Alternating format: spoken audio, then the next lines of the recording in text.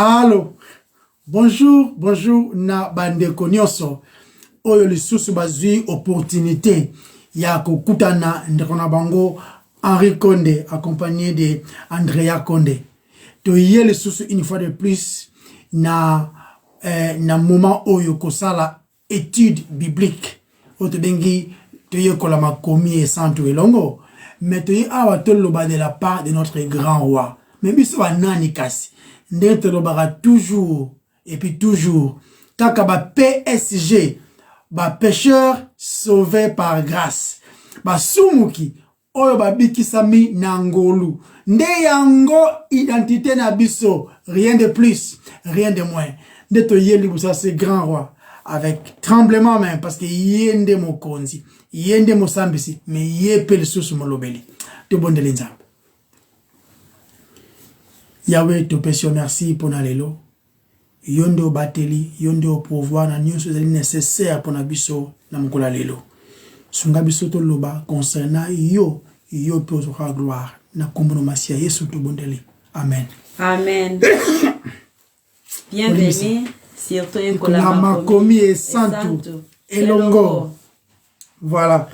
Lelo to kena compte pisa te chercher.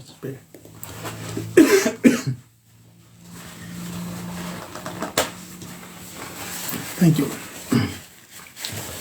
Ok. Bolimbisi. Lelo ezali continuation. Il y a série autre de ça là dans le livre romain. Mais toujours la ming la promesse, toujours la ming la vie d'Abraham. Mais tout dans le livre romain parce qu'il y a des ali direction toujours là. Dans le livre romain chapitre 4 verset 18 tinasuka. Verset 18 na verset verset 25.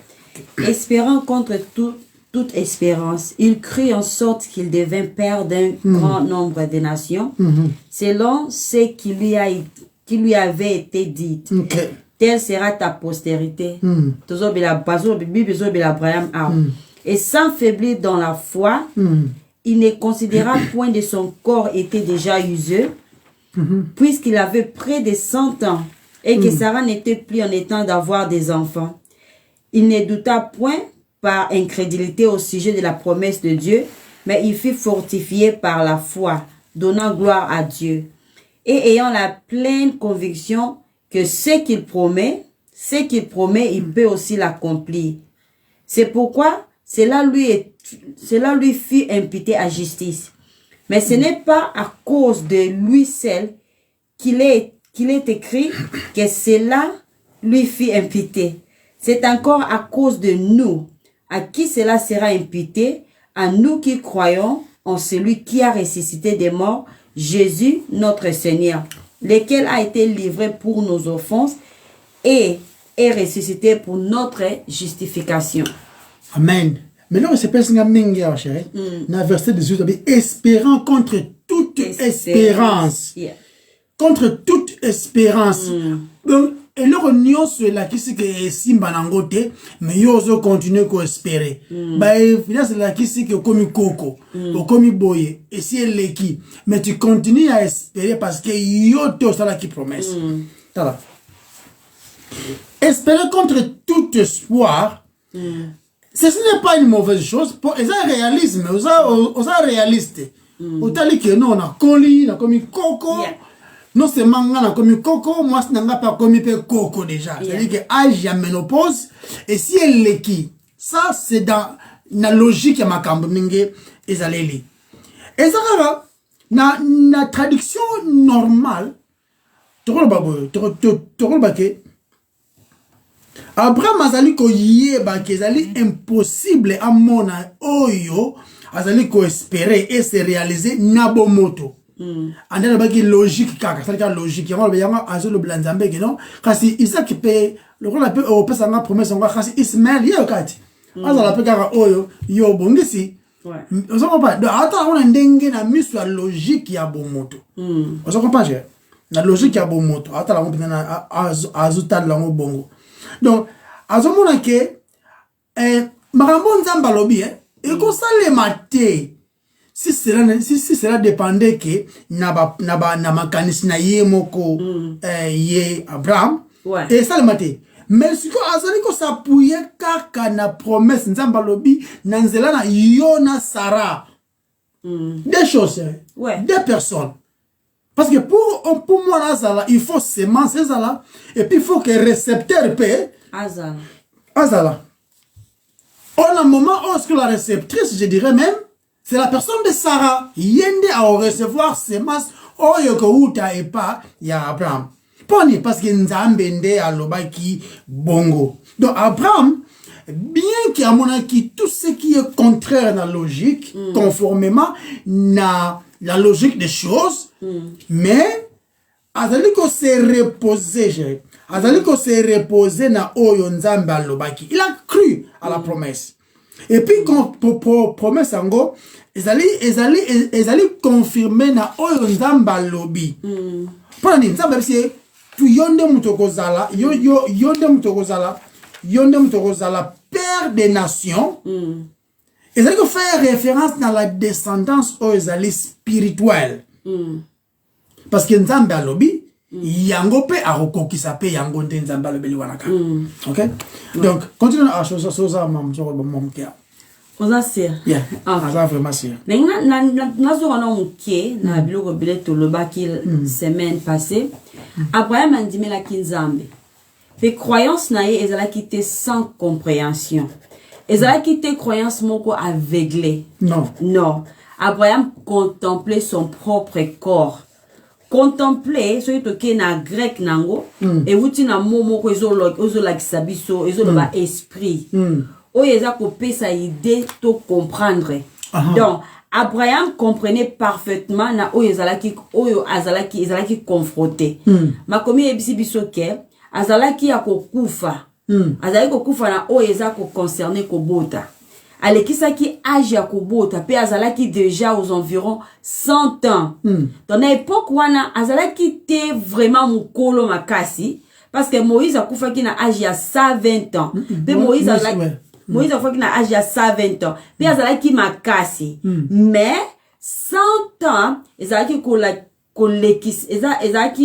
kolekisa âge ya procréation azalaki kokote na batant wana mais na procréation alekaki âge wana azalaki vieux mais non na ba âge ba série wana ba 100 ans avec makasi David Moïse avec na 120 ans Bible le dit kazaki na makasi donc azalaki alexaki âge nde ya kobota na sens donc référence ya mokolo makasi ça par rapport ya âge ya kobota Nzambe a précisé promesse na ye en disant par toi, par toi et Sarah, Agarté, par toi et Sarah. Donc, ba kike, ba dépasser à Jacobota, et ça qui clair na bango que plan ya Nzambe, pe promesse ya Nzambe, et que ça la passer par Abraham à Ishmaël. Voilà selon Abraham. Ba accepta kike, promesse ya Nzambe ko kokisama. Mais selon bango, et kokisama na nzela ya Ishmaël. Voilà. Tout en Genèse chapitre 17 verset 17 à 18. Abraham tomba sur sa face, il rit et dit Abraham dit en son cœur, naîtrait-il un fils à un homme de 100 ans et Sarah âgée de 90 ans enfantera-t-elle? Et Abraham dit oh qu'Ismaël vive devant ta face. Donc Abraham koloba que Ismaël vive devant ta face. Et là qui c'est juste que promesse et les cana Ismaël. Ben la descendance na ye tish n'angli ba bengo sailo na français ça tish Shilo akoya. Le Shilo. Yeah, Shilo akoya. Donc Abraham a douté tes promesses en Nzambe. Non. Ayebike ekoko kisama Christ viendra. Mais nanzela ya Ismaël. Akoma ki sûr que les Canadiens Ismaël parce qu'il faut descendance, faut postérité, faut abota. Et puis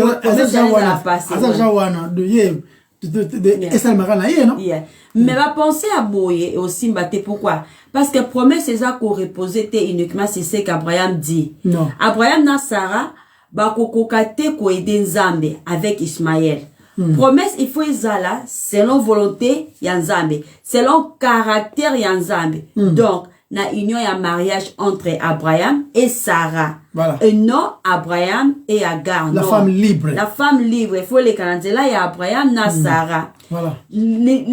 Libala oyo et pambola maka. Eza libala oyo eza na voix Nzambe. Bible le bénit même dans Genèse chapitre 2 verset 24. C'est pourquoi l'homme quittera son père et sa mère et s'attachera à sa femme. Et le deux, et ils deviendront une seule chair. Eza na nzela wana. Nzambe aza ko exercer foi ya Abraham pe ko fortifier yango. Donc aza ko memaye à croire que akobota. Même ce qui est impossibilité ezali aza ko memaye à croire que akobota malgré aza mort na oeza akobota. Que même à impossibilité na miso Abraham atala ka comme koko aleki agi ya kosa la procréation. Donc, et simba souté. Na c'est logique na ye. Mais, heureusement, a tika kite ko se reposer na ce que Dieu a dit comme promesse. Ouais. Donc, malgré pe ventre ya Sarah zaki a kokufa, en d'autres termes, yé a dépassé âge ya ko procréer. Selon biologie, ceux qui moi si à côté déjà la ménopause, moi si ana ko botate. Donc, Abraham l'a compris. Mais à réaliser à quoi Azala qui est confronté. Il s'approchait, je m'excuse, il s'accrochait à ce que Dieu disait. Donc on dit, mais solo la vraie foi n'a pas de plan B. Elle n'a aucune option. Donc les chrétiens ne marchent pas selon la vue, mais les chrétiens, ça marche selon la foi. Dieu l'a dit et je vais m'appuyer sur sa promesse, sur sa parole. Donc après la mort d'Abraham, promesse ya Messie, il faut la passer na génération ya sika. Ti accomplissement nango oyo, accomplissement nango oyo koya selon temps opportun. Nega livre ya Galates chapitre 4 et le bélibiso. Galates 4 chapitre 4 verset 4 et le Bible. Et Abel de son côté en fit une des premières années. Quand nous en Genèse. Galates chapitre chapitre 4. Galates chapitre 4 verset 4. Mais lorsque les temps ont été accomplis, dans la temps Dieu a envoyé son fils né d'une femme, né sous la loi, afin qu'il racheta ce qui était sous la loi, afin que nous ressuscitions l'adoption. Donc, na temps opportun, Nathan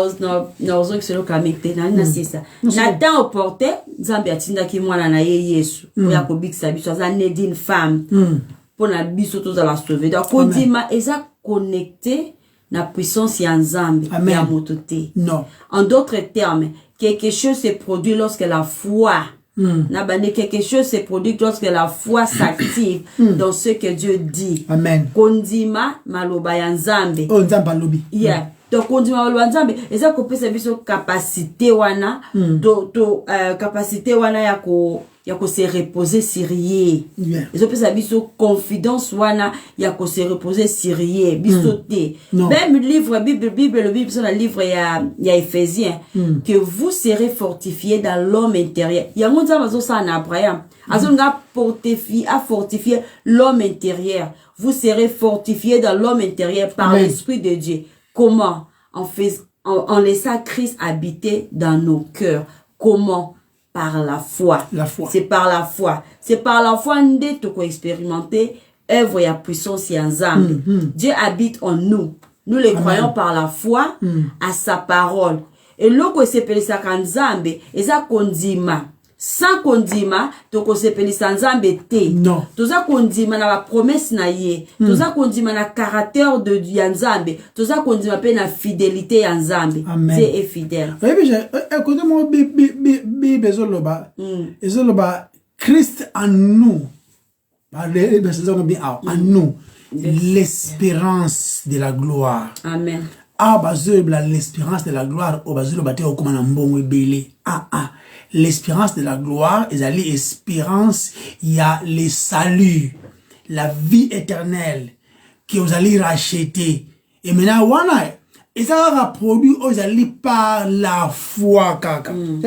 Au moment où promesse sont continuer à Abraham, promesse, c'est-à-dire qu'on continue conformément na oyo nzambe alobaki. Parce que Dieu, il est le Dieu aux œuvres achevées. Il n'est pas le Dieu aux œuvres inachevées. Il est le Dieu aux œuvres achevées. Abi descendance na yo ekozala azo nzamba apesa ki même na kombo na Isaac qui veut dire ezali na nzela ya yo Abraham pe Sarah. Parce que tout le monde a verset na livre Romain Bible zoloba tant nous insister awa que ezali la foi par rapport à makambo nzamba lobi okoki komi boti sa foi yo moko te eza impossible ezate ou encore osana ba illusion na yo mokaka. La foi est à donc ou pas nzambe poni parce que la Bible est prouvée encore bien dans le livre Romain et la foi vient de ce qu'on entend. Vient de ce qu'on entend. Ce que peut oyoka maloba o ezangatina oyoka okocha foi na yo pe na ba n'importe quoi wana. Po okocha comment on dit makambo wana parce que yango ndi oyokaka. Yawona faut la très prudent nini ozo yokaka. Parce que ozo yoka yango muto yotonde sa motema na yo nde okoko comme loba pe yango. La foi vient de ce qu'on entend, mais Nzamba a précisé, ce qu'on entend vient de la parole de Dieu. La foi véritable, la foi qui sauve, la foi salvatrice, la foi pure, et ce bandaka katango zoko croire au Nzamba lobi. Il y a un important dans la Bible. Pourtant, on dit romate tangaka makomi pour que au monde la grandeur de Dieu en même temps au monde appelle comment aux allez inutile na yomoko. Ndege pesa yo aspect à dépendance na oya koka ndenzambe yomoko. Nde maloba na yende zali éternel et puis yango pesa capable ya ko défendre ou encore ya ko soutenir basumu kineti biso. De la foi vient de ce qu'on entend et ce qu'on entend vient de la parole de Dieu. Donc, il faut croire au point que on tient volontairement, on quitte ça. Ah, ça image ya humilité. Muta longoli o aye ma papu, o aye ki yanke, longoli yango. Amoni ki azane loko te ko me mapu ki azala sauver. Nde ami pesi, ami kitisi. Bien sûr, ça rappelle grâce quand ça m'appelle sur pour que oya epana parce que la Bible moko ta ko ya epana ngaso kinga mona bengi ote c'est que la Bible déclare mais ce que tant ngozali ko se reposer na nyoso o nzamba lobaki hein nde yango epesi la foi pure et la foi véritable ou encore la foi qui sauve. Parce qu'il n'y a pas de plan B dans le bac. Plan B qu'on a sauvé ça. Autre ça là, on a été biblique oyo. Le point essentiel est que nous avons besoin d'un sauveur ou encore du sauveur parce qu'il n'y a pas deux. C'est juste un seul, Christ.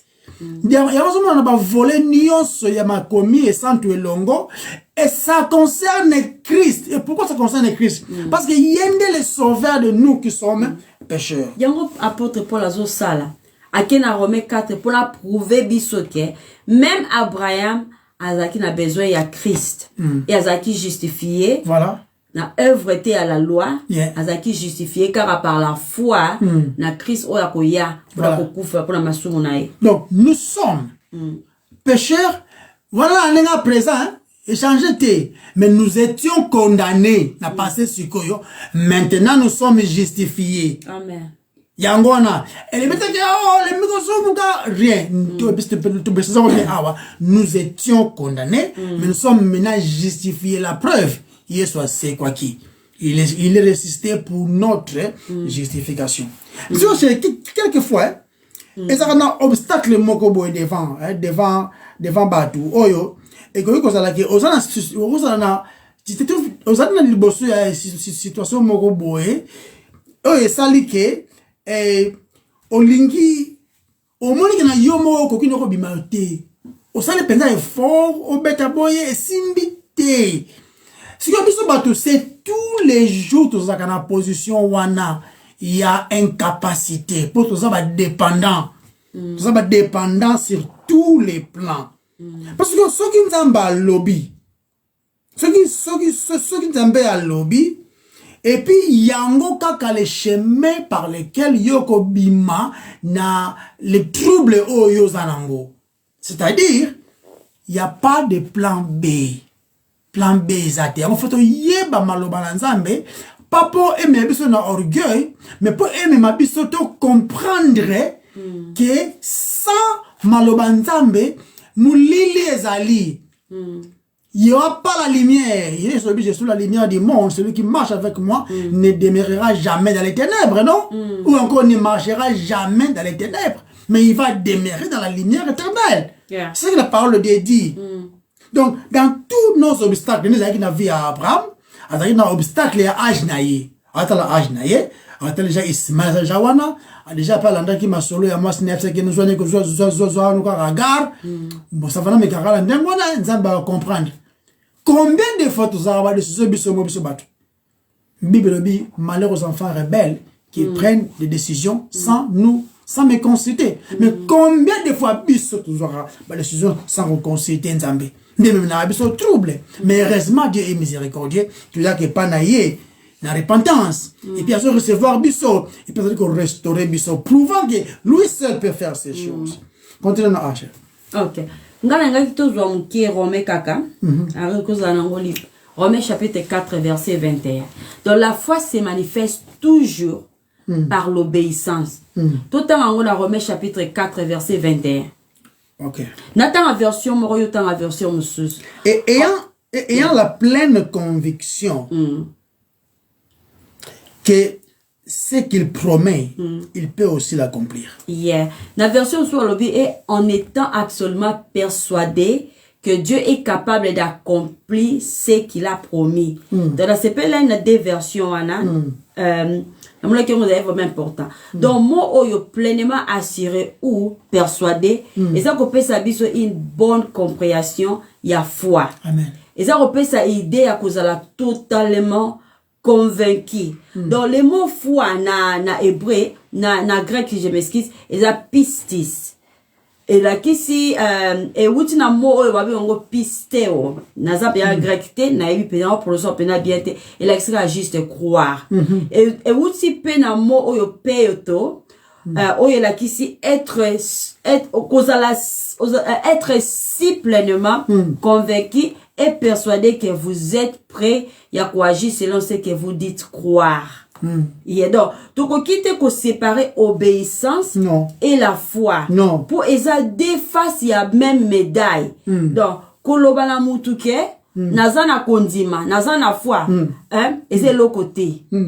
Ngala lobala batuke nazana foi, et c'est l'autre côté. Mais, non, foi nanga, nazana foi nanga. Non, attends kolobana mutuke, nga nazana foi, nazana foi, et c'est l'autre côté. Na sens nene, na nazoloba, eza na bosa elo ndoro yelanga donc na bandela supo idea kolobana mutu ke naza na foi eza le côté mais la façon dont je vis de la kisi soki mutu aza na foi ou non c'est la façon parce que c'est facile à kolobana naza na foi eza marche ya vie ya mutu comment mutu so mener vie na ye ne ko prouver soki mutu aza na foi toi aza na foi te donc il faut naza la prêt à tia confiance à ce que Dieu dit contre ce que ma logique me dit. Voilà. Donc la vraie foi se manifeste toujours, je dis toujours par l'obéissance. Sans l'obéissance, vraie foi est exact. Il y a Jacques Alobi mamba foi na misala non.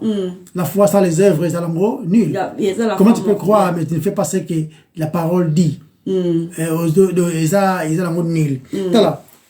Tout ça qu'on insisté awa Andrea c'est le point très important à l'objet que nga kroba que no nazana foi et dans le sens de soki misala lango ezat o misala wana tout ça il faut la conformément na o nzamba lobby conformément à Nzambe lobby. De la parole obéissance de la parole de Dieu. Il y a un important cause ba maloba Nzambe. Bible lobby que la parole de Dieu habite en vous richement. Richement. C'est-à-dire que ezala la yote, il net na disette. Mange même si on en zalate. Il y a tanga maloba Nzambe pour kola. Sinon au kola te, on va te dire toutes sortes de contradictions. On le ba amen. On le ba amen ezala maraming. Donc la foi, nous disons ici que c'est quand Dieu parle, chef. Ouais. Quand Dieu parle, on te produire foi.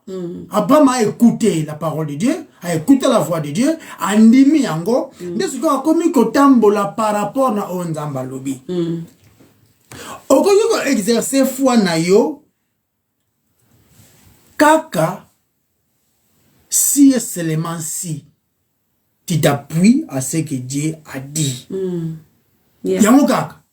Plan B, ça t'est. Y'a tout le monde en Abraham, non? Tout ça, les tout le monde en Abraham, tout le monde en David, tout le monde en Job. À ce moment, mon rédempteur vivra, se lèvera les derniers. Nous avons même mon rédempteur à sauver Tendéine, par exemple. Mon rédempteur, à une idée qui a une punition et que nous avons fait ma soumna, non? Amen, yeah. Donc, nyonso ezako se reposer na oyo Nzamba lobi. C'est ça la foi véritable, la foi pure. Ezaba gochite ko simba kaka bandeko, moi je connais quelqu'un. Ah, maman, je connais quelqu'un te.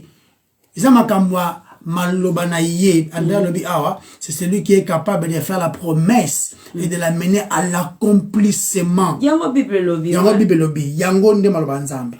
Abraham avait toutes sortes de logiques qui pouvaient bien attaquer même promesse nango. Il y avait promesse Yanzambe na vinae. Les logiques qui étaient prouvables. Moi si y'a koko 90 ans, il est prouvable. Mais moi Nazar a déjà Ismaël. Moi Nazar awa. La promesse les a confirmé qu'ils Ismaël. Yes. Alors, la logique, non, surtout, ils ont mis en place. Ils ont entre ko s'appuyer na mayele ya yemoko dans la logique des choses ou encore na ko appuyer à ce qu'ils ont comme monate mais le bami na Nzambe osa capable de commémorer l'existence des choses qui n'existent pas avec un mot bara. Mais à croire qu'il a promesse à Nzambe. Mais c'est quoi ils ont utilisé peu logique. Ismaël. Yeah. Ezali tellement ridicule ceux qui te comme tchaba makanisi na biso. Et quand tinda kutu batu pas comme on n'importe quoi na kombo Nzambe, c'est dangereux même. Oh comme on loba makamusu, il fallait pas on loba mais juste pour impressionner batu, on lobango, c'est ça maintenant le danger. Mais ce que vous allez s'appuyer à ce que Dieu dit. On a silence. Les gens peuvent refuser. Talibango, on toujours battu belé sans Nzambe ba minorité. Ba osala 1 milliard de personnes sans Nzambe ba minorité. Mutu moko nga moko na Nzambe na majorité. Parce que on Nzambe lobi ya ngonde sote, ya ngonde mutu zo compter. C'est que le monde dit ne compte pas. Non pas. Après on dit que non, je suis trop vieux pour avoir un enfant. Hein? Mais Nzambe abisi après tu auras un enfant. C'est tu vois, mon gars, mon boy, non? Donc, yangonde, ezali bandeli même. Il y a foi comme un don qu'on t'a pas Nzambe. La foi vient de ce qu'on a. Tango Nzamba lobby. Tango Nzamba lobby. Quand Dieu parle, qu'est-ce que nous devons faire? Nous devons nous reposer. La promesse oyaye. Il y a un truc qui dans le monde va voler nuance. Tant vous a sauvé, vous a sauvé. Vous a sauvé tes pauvres, n'a pas qu'il y a une bénédiction. Non, quand tu es sauvé, tu es sauvé. Parce qu'il y a un gonde Nzamba lobby. Ouais. Là, une foi salvatrice, une foi pure, une foi réelle. Andrea Bandela Wango, à chaque fois, il n'y a pas de plan B. C'est ça ou rien. C'est ça ou rien. Tout le monde est en Israël, Zambia, c'est ça qui bango. Beaucoup na kana susu ti poni parce que bo désobéir ngayo pour la vous avez un crédit ngana ebisi bino bokende bino le weekend non parce que bambinga trop to kokufa mais moi je vous dis na pesi bino place ango Ozo comprendre. Il n'y a pas de plan B. Il n'y a pas d'autre option. Combien de fois dans nos vies, combien de fois dans ma vie, Nzamba ça le ma cambone déjà. Nzamba ça permettra et mama. Mais tu vas toujours mais nous ne sommes pas sûrs, tu es bien noté, mais quand Dieu dit ça déjà, pognon di mangote. Quand tu m'as dit pognon di mangote. Ce qu'on dit, c'est que yo, comme ça s'appuyer dans les circonstances, malheureusement, et c'est que nous sommes. C'est facile de s'appuyer dans les circonstances. C'est ce que nous sommes, malheureusement. Et on a abandonné à nous-mêmes un échec. L'homme abandonné à lui-même échec, et ça, il y a sire. Se souvenir car on plan B, ces choses ne nous concernent pas directement parce que ça concerne Christ. Pour nous, c'est vrai. Parce que, gloire il nous sauve pour sa propre gloire. Nous ne sommes pas sauvés parce que tout ça est forme quelconque. Mais nous devons nous appuyer là où il y a lobby, afin que, quand le salut nous sera ou encore nous est parvenu, Nzambe a eu gloire. Tout dans le verset 19, chérie. Dans Romains? Oui, Romains 4, verset 19. Ok. Nous avons nous avons la pona zulo mais la quitté Romains 4 verset 19. Verset 19, Bible lobby. Et sans faiblir dans la foi, il ne considéra point que son corps était déjà usé, puisqu'il avait près de 100 ans, et que Sarah n'était plus en état d'avoir des enfants. Il ne considéra plus son corps. Ata susute a machango manga mobulu. Ata susu yeta comme tala. Il y a sans faiblir dans la foi. Abane surtout que c'est considéré que Ananeki déjà agi à procréation. Non. Donc Nzambe a fortifié foi nae. Voilà. Continue à acheter. Donc Nzambe yemde mutu aza auteur. Beyenem to ma foi na biso tina suka soki aye. Neka kangazo loba. Maloba Nzambe ne photo croire na yango. Maloba Nzambe lobeli biso nini. Soki mutu akanisaka ke voix mosusu ezali ya salut. Il faut tomi tuna nini makomi elobi. Parce que bato ebele bakanisaka ke voix ya salut eza ba voix ya ba œuvre. Nga za mutu malamu. Nga sala biloko malamu. Nga na kena ke église. Nga na kisala ba retraite. Nga na prière. Wana za voix ya mutu. Nini makomi elobi. Moyen mosusu pona kozwa lobi ko eza te. Même dans temps ya Abraham, depuis jardin d'Éden, c'est la justification par la foi et la foi seule en Jésus-Christ.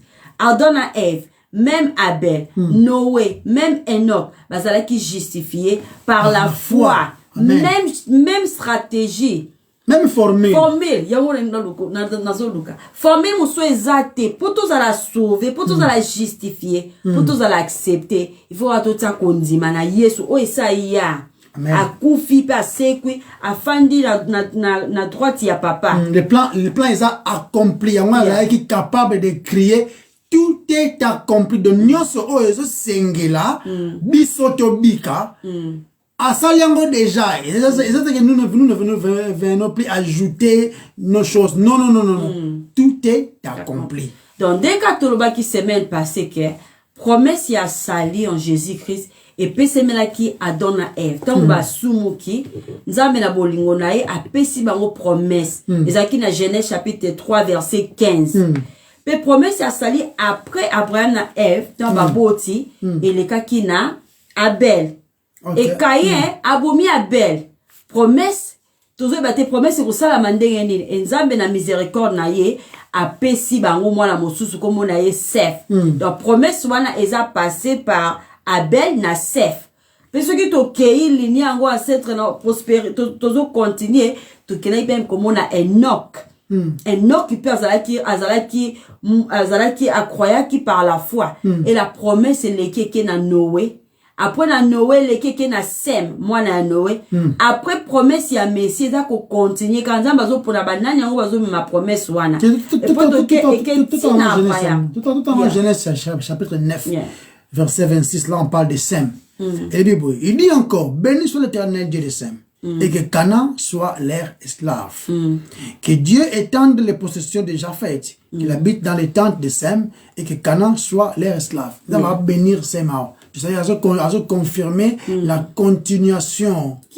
Parce que hier, soit que Botama, a osala mutroko la biso, né d'une femme. Parce que femme, il faut promettre qu'il y a un bateau. Zambazo pona. Avant que tu apprennes, pour Sem, sera Noé. Yes, sera Noé après déluge. Après déluge. Mais la promesse, ils continuent quand déjà. Donc, sali depuis le début, et ça par la foi en Jésus-Christ. Na Christ n'est pas justifié. Amen. Zela mosu exact pour na sali. Rien. Les baptêmes ne sauvent pas. Non. Les baptêmes ils ont une œuvre. Baptême ils ont une œuvre. Na même titre que la circoncision. Yango yaka après justification. Comme la scène yango tim te justifiera biso. C'est Christ qui nous justifie. Donc, tout le temps, c'est rappelé que baptême, ils ont une œuvre à obéissance. Ils ont sauvé bisoté. C'est écoute au contraire. Écoute même votre condamnation.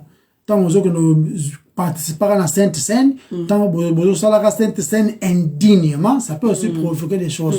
Et bien tenir les Bibles sur le bas. Yeah.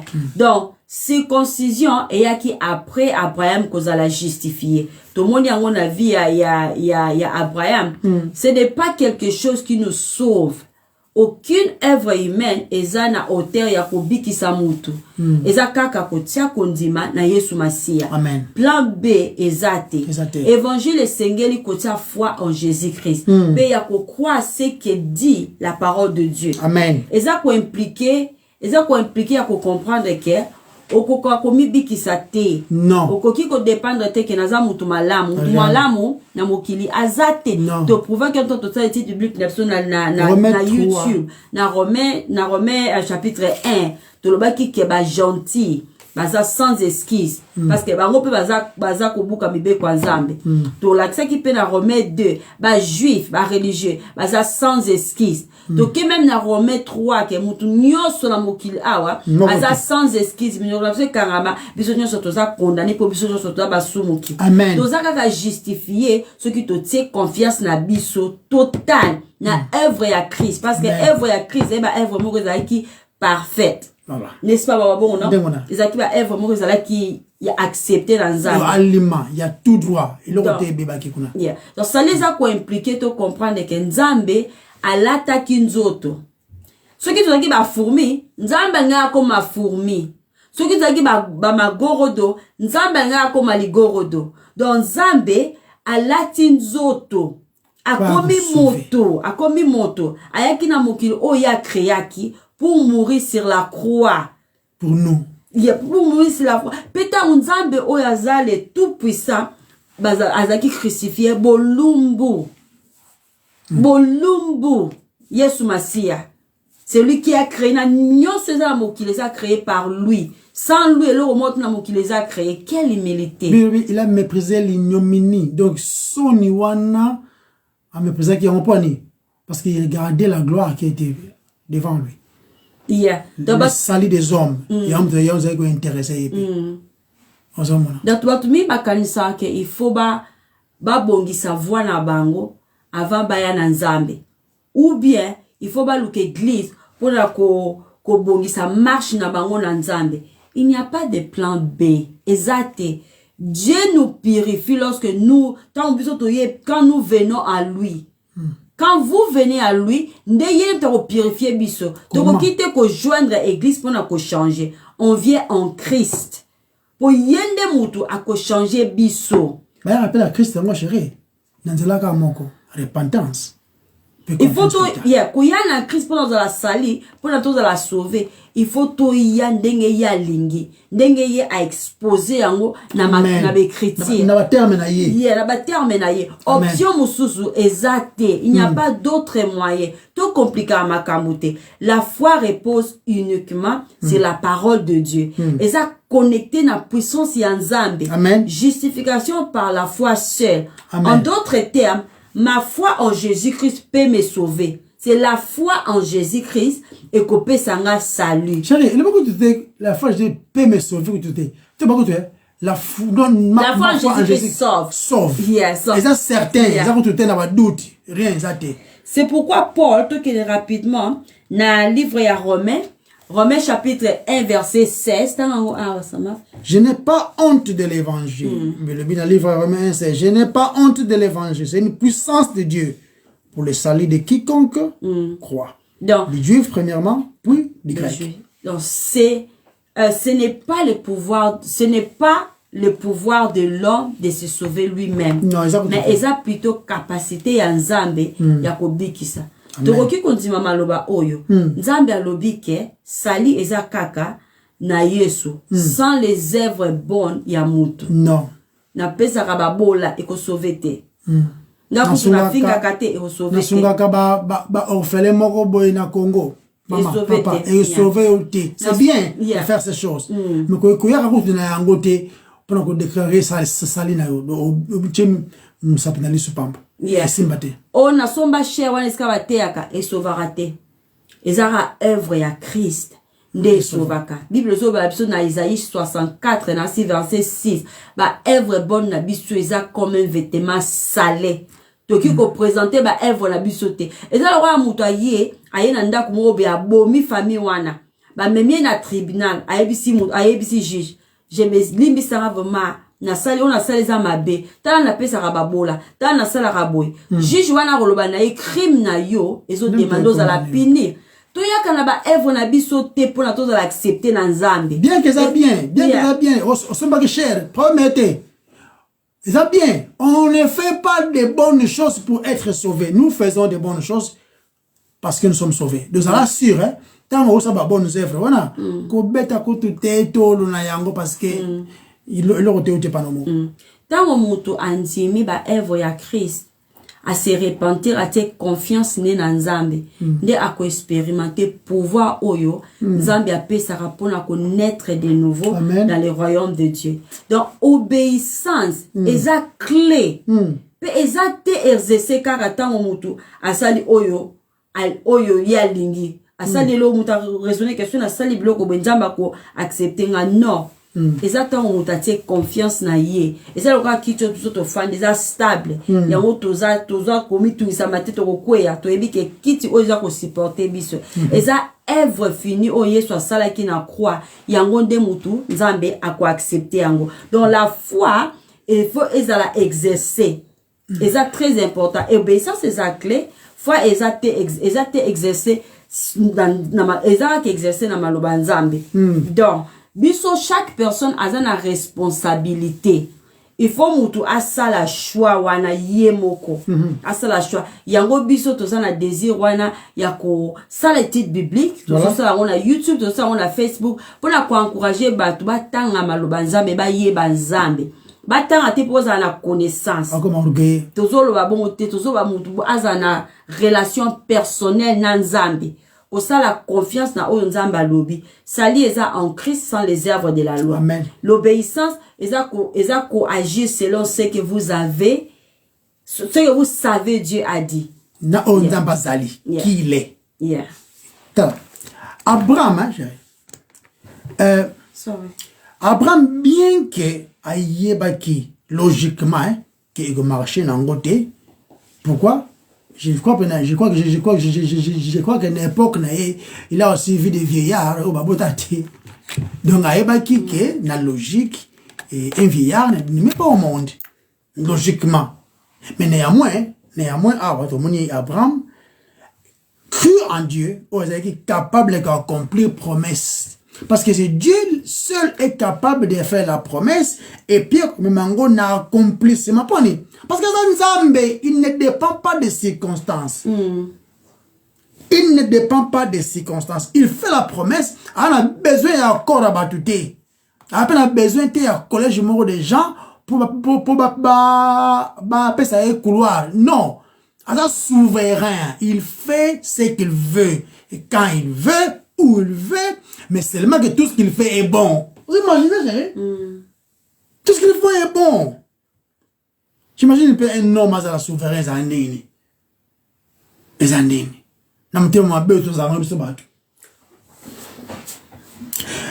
Et c'est évident qu'Abraham ne pouvait akoki kozala jamais kozala na mwana na vieillesse na ye na babokasi ya ye moko Abraham.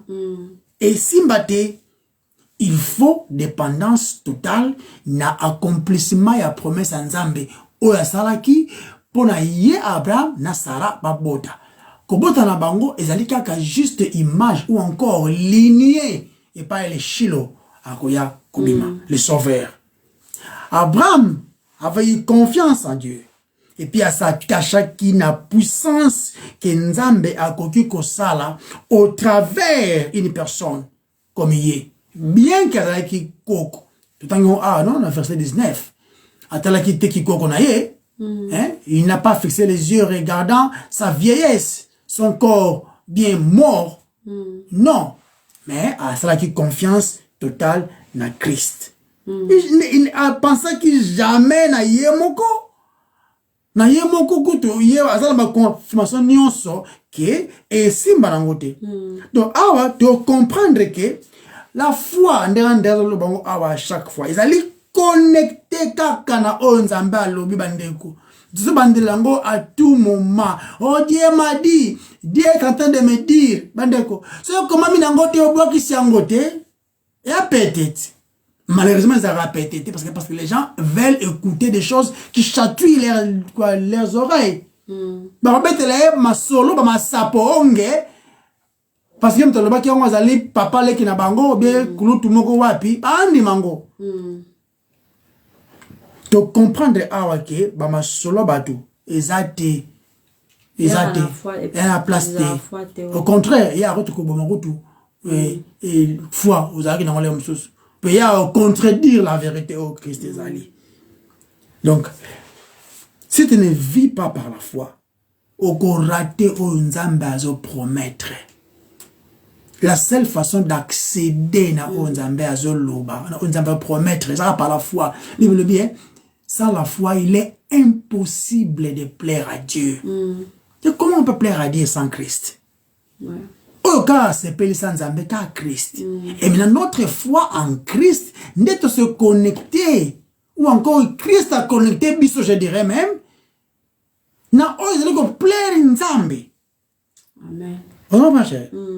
Maloba Nzambe kaka ndezo salaki biso tout à accepter. Et cette parole ndé ngola takinzoto à la personne de Jésus-Christ. Lui et lui seul. Et c'est pour ça que Nzambe ke bonzambe nyonso evanda na ye na bomoto boy. He pleased the Father to, il a plu à Dieu. Il a écrasé. Non. The Godhead. Yeah. Bonzambe, non? Bonzambe nyonso. Yeah. Evanda na Christ. Yeah. Na Christ c'est evanda. Na Nzambe mbanda kate. Oh, ce qui m'a aidé. Ici, on parle de Messie, Jésus. Celui qui est né à vivre une vie parfaite, à Koufil, à Sony, à Kundami, ils ont une évidence. Parce qu'il y a des épices dans d'autres, parce qu'il y a des Koufi. Pour éviter le bima. Mais la promesse, c'est qui, à corporaté, tu ne permettras pas que ton sein voie la corruption. Et moi, c'est quoi qu'il est seul à pouvoir, c'est quoi ça, secours à battre. Et puis, il est resté en vie. C'est seul, pour prouver notre justification. La foi est que produire et le comme Abraham. Abraham a ça qui que s'appuyer sur quoi je gérer, na niveau moko boy, qui n'a bougé soudé. Aloba kiango a kokisango tant pas kokisa kiango même si que ne peut ko boma mwanango alobi torozonga na mwano a parce qu'il a cru que celui qui fait la promesse est capable de la mener à l'accomplissement et de la prophétie o ezangitine ya bandambu te ya batu moko boyo ya beta rosa prophète te. Il y a un complet paix. Non. Abraham avait grandi dans sa foi. Ou encore, Dieu a fait qu'Abraham puisse grandir. Yeah, amen. Non, moi j'ai grandi, j'ai été, yoté, on n'a rien comme Mélanzambé. L'autre Mélanzambé, c'est Dieu qui nous garde, c'est Dieu qui nous protège, c'est Dieu qui nous dirige, c'est Dieu qui est là sur toute notre vie. Tout ce que nous avons, tout ce que nous sommes, ça crédit est panaïe, chérie. Crédit est panaïe.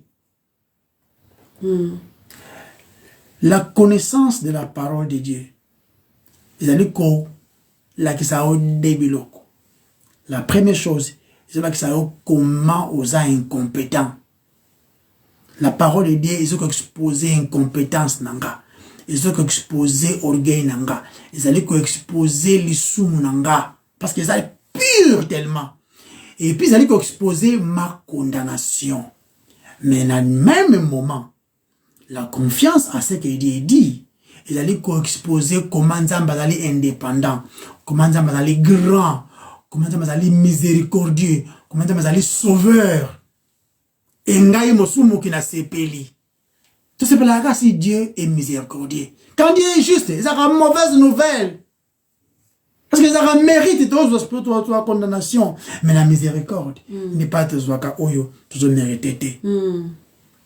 Abraham a qui soutenu, a qui renforcé, a qui équipé par la foi aux qui produit dans le banzambe. Kaka. On y et ça, dans le moment où la Bible, ils ont la puissance. Origine, ils ont dynamis. Ils ont ability, donc la capacité. Habilité en français.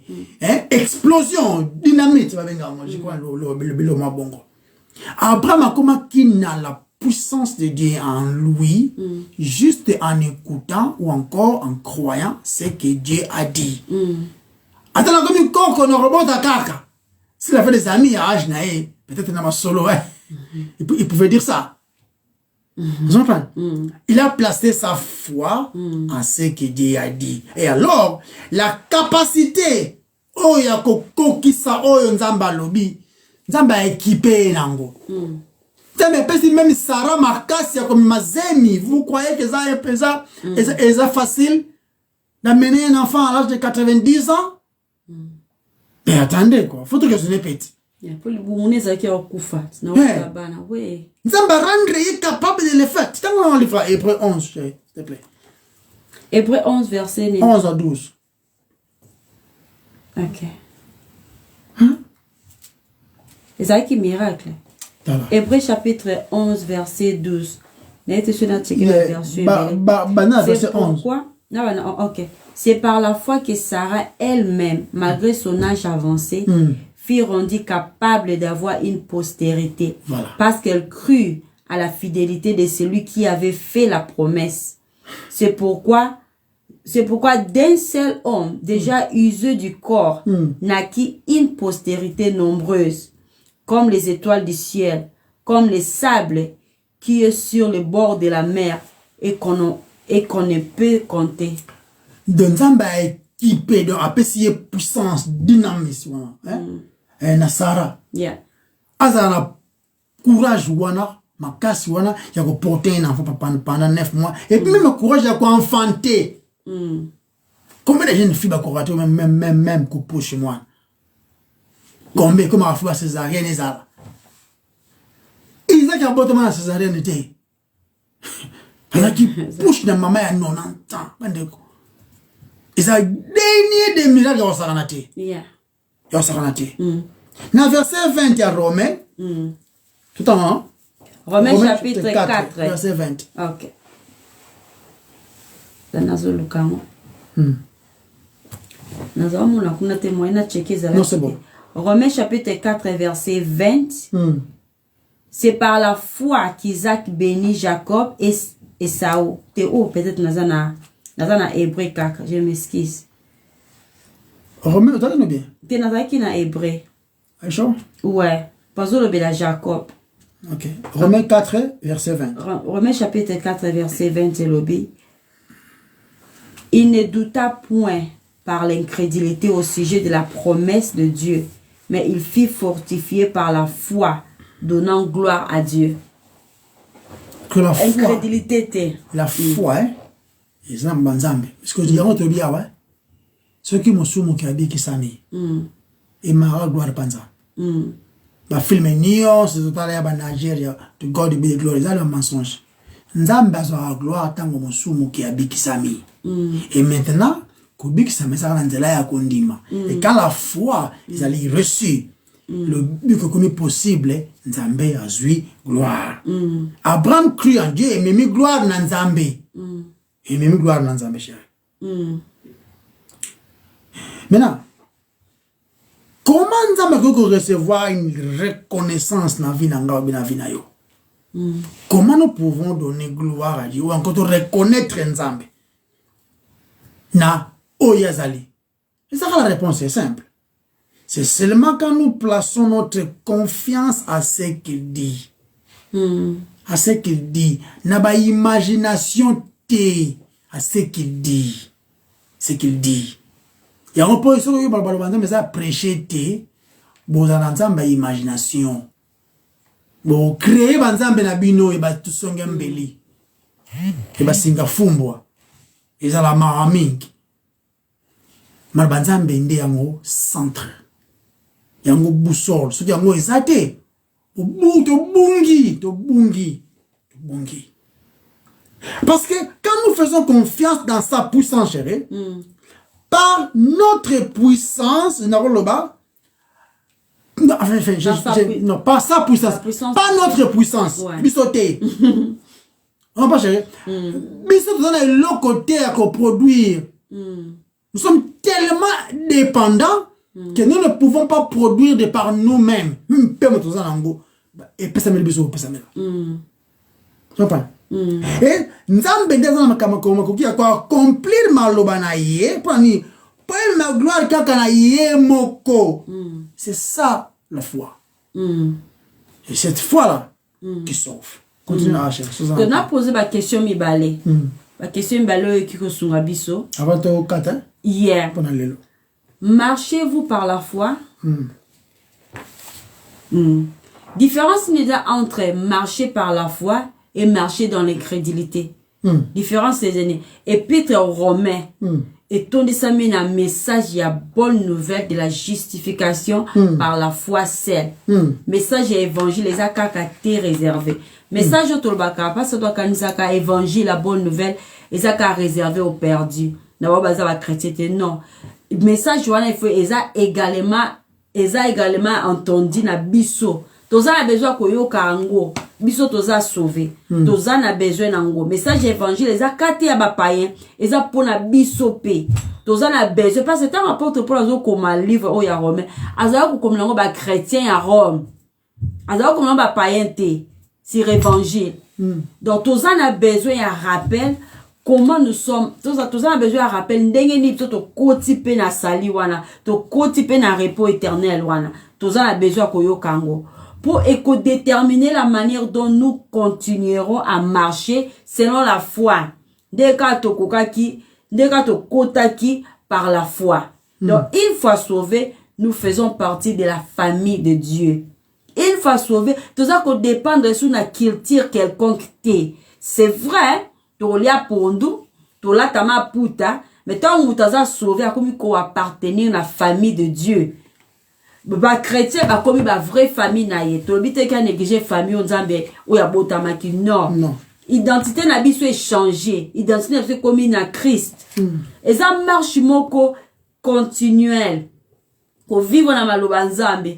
Ko ça la confiance à Dieu et à Dieu seul. Il faut dans la continuelle. Amen. Parce que ba o baza sauver ba ko continuer jusqu'à la fin parce que Dieu nzambe moko aza auteur ya sali na biso pe yeneta ko silisa sali na biso tango Christ akoya. Donc Abraham azalaki na 99 ans. Akouraki ko sala loko moko te pona ko sunga nzambe. Rien que de lui faire confiance et de lui obéir. Donc, différence c'est ça entre incrédulité, différence c'est ça entre la foi. Parce que incrédulité, et c'est le quoi tout le monde qui a ban à Israël. Malgré la moni ba promesse en Nzambe. Malgré la moni ba o balanda ba miracle, miracle sauvera raté. Non.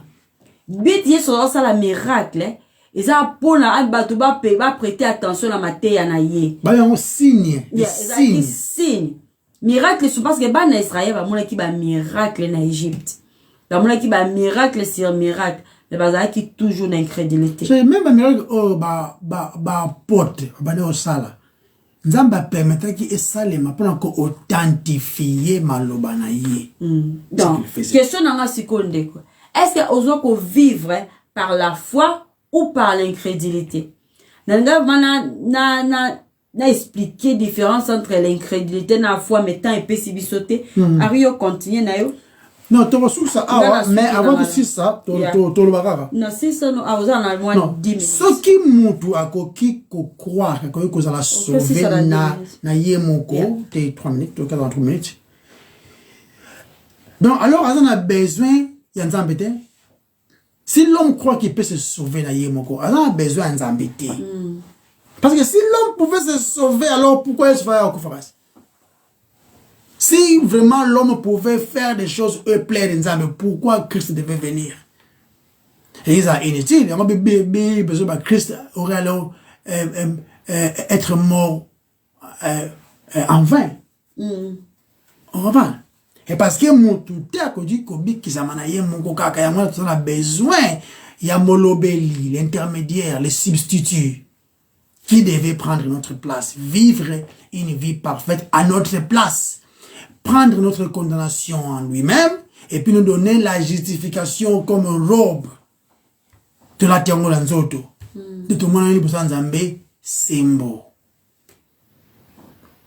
Si l'homme pouvait se tenir et se vanter que ça assez bon ya okota na nkembo nzambe na bakasi na yemoko donc aza liboma, c'est qu'il est un fou à croire que kokiko impressionner nzambe na ba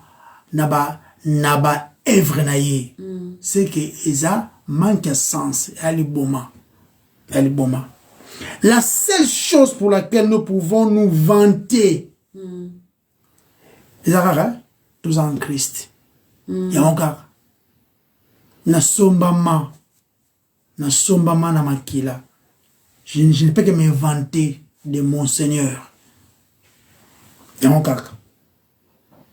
Et puis non seulement que se vanter na mon Seigneur, il y a que se vanter na oye azali. Mais na oye asala. Nzamba pesi biso capacité à la sauver kaka en Christ. Plan B bandeko ezate. Tango zo kende église bazo betela yo ba masolo yo muto komi centre bino bandimi bokomi ba centre bokima wana. Église de centre za Christ. C'est lui le centre. C'est lui l'indépendant. C'est lui le souverain. Betarama solo ya ye. Je ne sais pas ma solo ya Henri Morubo. Ya dango zana kutu Henri. Andrea Morubo yana. Ka pèse je trouve ka wat. Mais tu peux tenir ma solo ya celui qui nous a sauvés. Finalement le babo yana na baksamke bona ba ke eza très important tout en malbanzambe. Tout découvrir bilba richesse eza na malbanzambe. To yeba oyo nzamba lingi na vie na biso. Mutu moko te akoki Toki ko poser la question par exemple, comment puis-je attendre Dieu? Dès n'obyo ka voix nzambe. Bengeni, yeso epsi biso ke mes brebis connaissent ma voix. Mes brebis entendent ma voix. Mes brebis me suivent. Donc, ko yo ka voix nzambe ezakaka en méditant et en mettant en pratique oyo to yoki na maloba na ye. Une fois to yoki nzambe na maloba na ye, peut te confiance na ye, c'est ça la marche de la foi. Il y a autre baki nabaki solingi oyo kanzambe audiblement tanga maloba nzambe à haute voix. Soki omoni mutu ayeli yo qui qu'il soit azala nani abandeli yo oh Dieu m'a montré ceci. Soki est commamité, c'est un menteur. C'est un menteur. So il faut kende wana kende. Mais yebake ozo kende kotana na ndakuya un menteur. Donc tozala ba oyo tozali ko landa maloba nzambe tu as confiance totale na biso epanaye parce que notre foi ezaka ko se reposer na oyo nzambe alobi et cette fois là n'a pas de plan B tika nzambe zo lokumu para mkola lelo to bondeli nzambe Yahweh totondi yo topesi yo merci parce que musolo ko azate malobana yo ezali vrai ezali éternel indi maman ezali établi pour l'éternité dans les lieux célestes même totondi yo kolo parce que sungi biso tikete pa malobana yo ikei yondo yebi comment robot samilona biso banani ka basumi ko yo sauver vous êtes capable de sauver ba o baso ko maloba oyo au travers ba simple canal ozo ko utiliser par tato lobité vous êtes capable ya ko racheter ba oyo na ba voix mususu mais tu as choisi kolo ya ko utiliser un simple instrument na tibiso te lo ba pona parler quel privilège tikete to mikitisa ko yebake to bunga même mais yonde otombama na kombo no masia Yesu to bondeli amen Amen. Bye bye, bye. bye.